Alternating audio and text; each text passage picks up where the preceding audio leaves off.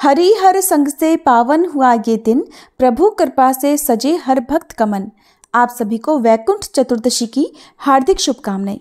वैकुंठ चतुर्दशी एकमात्र ऐसा दिन है जब भगवान विष्णु को वाराणसी के प्रमुख भगवान शिव के मंदिर काशी विश्वनाथ मंदिर के गर्भगृह में विशेष सम्मान दिया जाता है।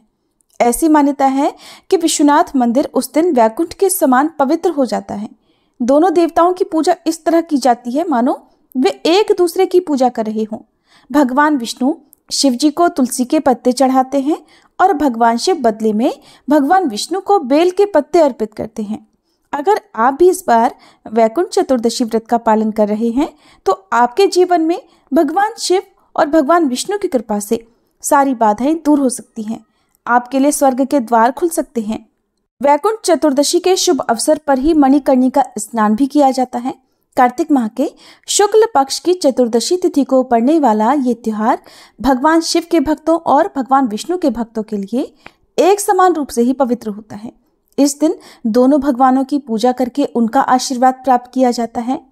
आज के इस पवित्र दिन पर व्रत और पूजा पाठ करने से भक्तों की सारी मनोकामनाएं पूर्ण होती हैं। मृत्यु के बाद वैकुंठ लोक की प्राप्ति होती है। वैकुंठ चतुर्दशी पर निशिता मुहूर्त के समय भगवान विष्णु की पूजा की जाती है, जो कि मध्यरात्रि का समय होता है।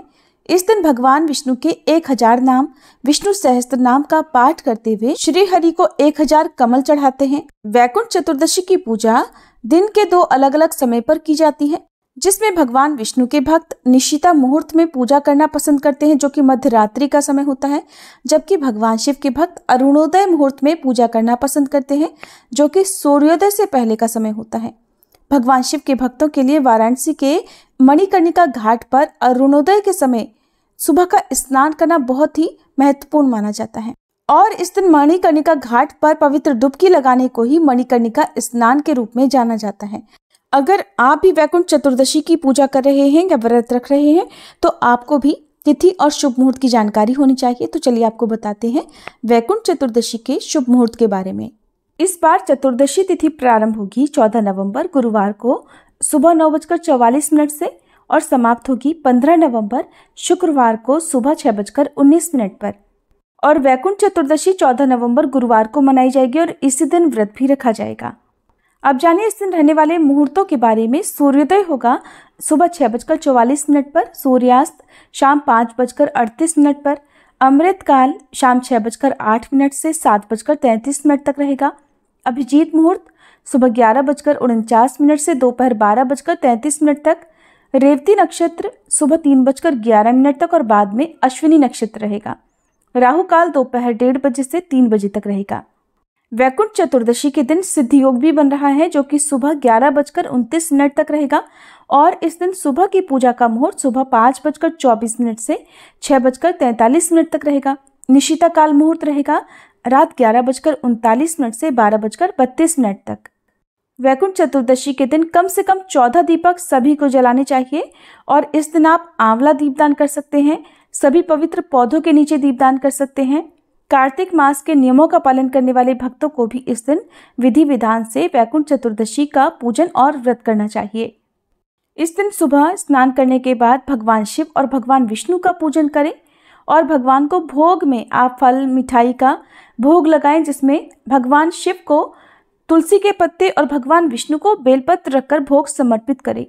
कथा का पाठ करें, मंत्रों का जाप करें, अपना ध्यान भजन कीर्तन में लगाएं, दिन भर उपवास रखें और शाम की पूजा करने के साथ ही आप दीपदान करें। शाम की जो पूजा आप डेली करते हैं उस समय करने के साथ ही आप जिस तरह दीपावली का पर्व मनाते हैं उसी तरह से अपने घर के अंदर बाहर मुख्य द्वार पर पवित्र पौधों के नीचे दीपक जलाकर रखें। एक दीपक अपने घर पर दक्षिण दिशा की तरफ जरूर जलाइएगा, जो कि पितरों को समर्पित माना जाता है। जो लोग भी वैकुंठ चतुर्दशी का व्रत रखना चाहते हैं उन्हें शाम की पूजा करने के बाद फलाहार करना चाहिए और जो लोग मध्यरात्रि में पूजा करना चाहते हैं उन्हें मध्यरात्रि की पूजा करने के बाद फलाहार करना चाहिए। इस पवित्र दिन पर बेल वृक्ष की और तुलसी जी के पौधे की पूजा करनी चाहिए। तुलसी जी की जड़ में आप कच्चा दूध समर्पित करें। बेल वृक्ष के नीचे भी आप जल समर्पित करने के बाद धूप दीप जलाएं। यदि आप दीपक जलाना चाहते हैं तो सुबह अंधेरे अंधेरे आप दीपक जलाएं।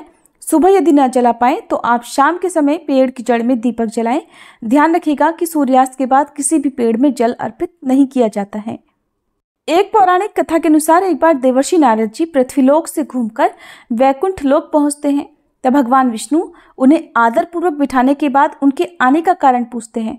तब देवर्षि नारद कहते हैं कि प्रभु, आप तो कृपा निधान हैं, इससे आपके जो प्रिय भक्त हैं वही तर पाते हैं, लेकिन जो सामान्य नर नारी हैं वो तो वंचित रह जाते हैं।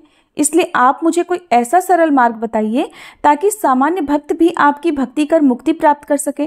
तब भगवान विष्णु ने कहा कि हे नारद, मेरी बात ध्यानपूर्वक सुनो। कार्तिक शुक्ल पक्ष की चतुर्दशी को जो नर नारी व्रत का पालन करेंगे और श्रद्धा भक्ति से मेरी पूजा अर्चना करेंगे, उनके लिए स्वर्ग के द्वार साक्षात खुले होंगे। इसके बाद भगवान विष्णु ने अपने वैकुंठ के द्वारपाल जय और विजय को बुलाया और उन्हें कार्तिक चतुर्दशी को वैकुंठ के द्वार खुला रखने का आदेश दिया।